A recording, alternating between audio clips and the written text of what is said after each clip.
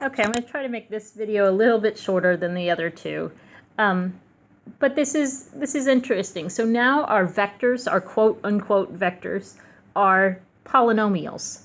In this case, we're looking at polynomials specifically of the form ax squared plus bx. Okay, and this is a subspace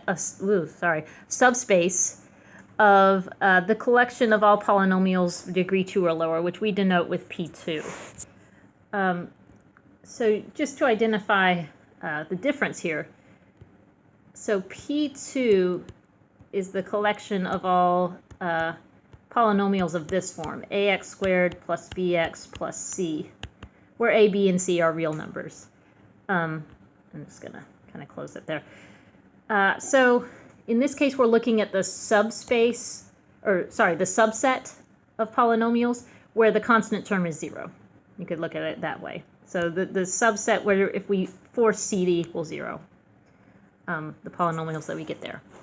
And we want to show that that's a subspace of all polynomials degree 2 or lower. Okay, so we have the three conditions that the elements of this subset have to satisfy in order to constitute a subspace. The first one is that the 0 vector is contained in this subset. So a lot of times this just amounts to identifying what's the 0 vector for this subset.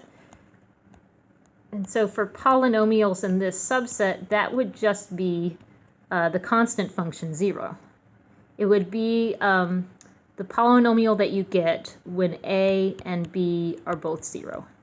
So you have 0x squared plus 0x, so just 0 for your p of x.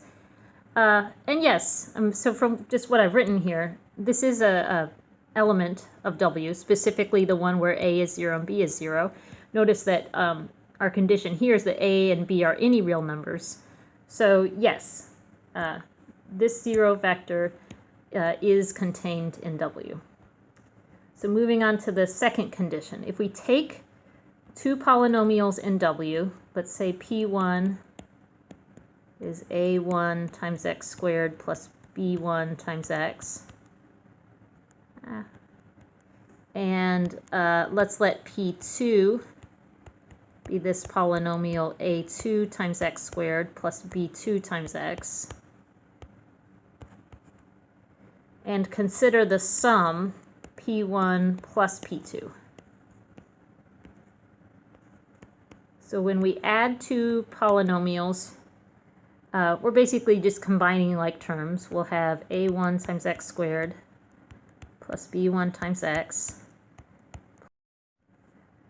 plus our P2, which is a2 times x squared plus b2 times x. Okay, and then we could combine like terms. So if we combine the x squared terms here and here, we would have a1 plus a2 times x squared, and then combine the x to the first terms here, you'd have b1 plus b2 times x. And this would be an element of W because a1 and a2 are real numbers, so a1 plus a2 is just some real number. Same for b1 plus b2. And so yes, it does follow this pattern for the elements of W. So last condition that we have to check is whether this is closed under scalar multiplication. So if we take just some polynomial p of x of this form up here and multiply by any scalar c, so let's let c be any real number. So just some element of r. And look at c times p of x. So when you multiply a scalar times a polynomial like ax squared plus bx, you just multiply each term by c. So this would be a times c times x squared plus b times c times x. And yes, this would be an element of W. You've got a real number times x squared plus a real number times x. So again, it does follow this pattern up here. So yes, this does belong to W, which means it's closed under scalar multiplication, which means yes, this is a subspace of P2.